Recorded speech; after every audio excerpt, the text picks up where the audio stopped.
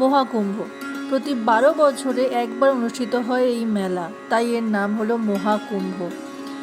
মূলত প্রয়াগরাজ, হরিদ্বার, উজ্জয়িনী আর নাসিকে একটা হয়, আর এবছর মহাকুম্ভ অনুষ্ঠিত হচ্ছে প্রয়াগরাজে।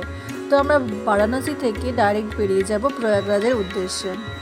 পুরাণ অনুসারে দেবতা ও অসুরের মধ্যে অমৃত কুম্ভ নিয়ে দ্বন্দ্ব হয়েছিল। সেই অমৃত 4টি স্থানেই পড়েছিল, তাই এই 4টি শহরেই কুম্ভ পালিত হয়। কথায় আছে নাকি এই মহাকুম্ভে স্নান করলে পাপ ধুয়ে যায়। পাপ ধোবে কিনা জানি না, কিন্তু খুব শান্তি অর্জন হয়, অনেক চিন্তামুক্ত হয়, আপনি অনেকটা ভালো অনুভব তো নিশ্চয়ই করবেন। এই সমস্ত ভিড়ের মাঝখানে একটা নতুন জগৎ পেয়ে যাবেন। তো আমরা সকালবেলা উঠে ব্রেকফাস্ট করে আমাদের গাড়ি বুকিং করা ছিল, যেটা কিনা বারাণসী থেকে আমাদের নিয়ে যাবে প্রয়াগরাজে। গাড়িটির নাম্বার ছিল 70D। তো সেই জন্য আমরা সমস্ত টোল ক্রস করে, মানে নাকাবন্দি ক্রস করে পৌঁছে যাব প্রয়াগরাজে। বাকি গাড়িগুলোকে কিন্তু আর যেতে দেবে না ভেতরে। সেখানে আমাদের রুম আগে থাকতে বুকিং করা ছিল। এই রুমের সমস্ত ডিটেলস আমি নেক্সট ভিডিওতে দিয়ে দেবো। আপাতত আমি পৌঁছেই মেয়ের রান্নার জন্য রেডি করছি, আর আমার মা দিদা অলরেডি শুয়ে পড়েছে।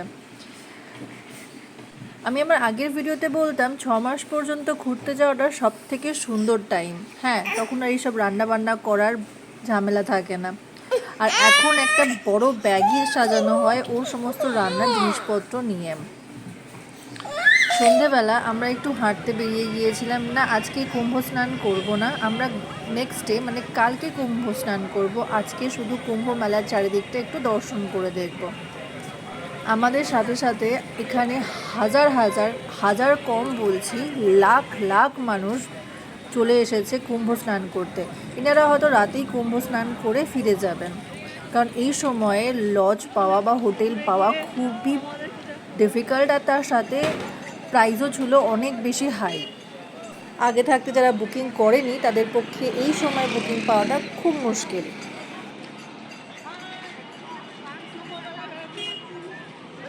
টোটো করে আসলেও আপনাকে অনেকটা হেঁটেই যেতে হবে মেলার দিকে। মেলাটার পরিমাণ এতটাই বড় যে এত লোকের মাঝখানেও এত সুন্দর সুন্দর ফাঁকা ফাঁকা জায়গা পাওয়া যায়, আর চারিদিকে মহাকুম্ভের বড় বড় হোর্ডিং। ঠান্ডাও ঠিকঠাক ছিল, আর খুবই ভালো লাগছিল এইরকম একটা জায়গায় পৌঁছে।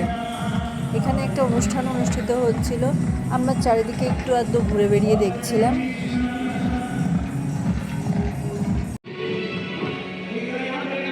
আজকের ব্লগে সেরকম কিছুই নতুন জিনিস আপনাকে দেখাতে পারলাম না। কালকে আপনাদেরকে নিয়ে যাব আমি স্নান যাত্রায়, পুরো ডিটেলসের সাথে কিভাবে আমরা এতটা পথ না হেঁটে পুরোপুরি গাড়িতে গিয়ে খুব সহজেই স্নান করে এসেছি সেটা দেখাবো।